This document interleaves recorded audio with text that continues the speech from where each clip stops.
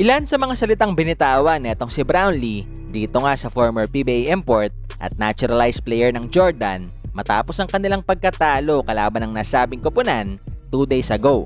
Yan matapos mang i-like ang video na ito, mag-subscribe sa ating channel at pakidamay na rin ang ating opisyal na Facebook page.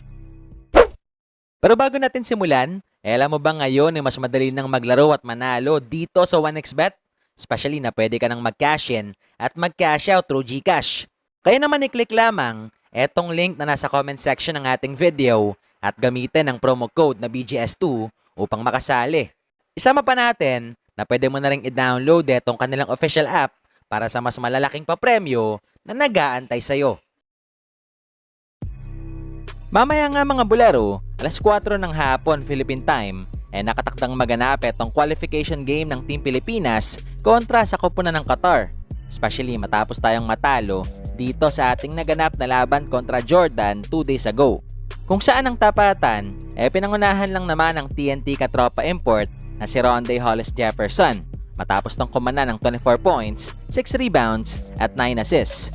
Pero sa kabilangan ng kanyang pagdomina dito sa mga bata ni Tim, maraming Pinoy pa rin ang natuwa sa ugaling ipinakita ni Rondae matapos ang laban.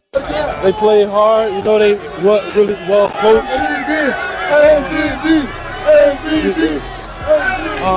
It's an honor, you know, I play there, so I love all those guys. They're amazing. Every time I see them, it's like a brotherly love. So. Did it help that you were familiar with them? Yeah, a lot, definitely. I mean, they're familiar with me too. You know, that's why, you know, some of the shots that I took were heavily contested.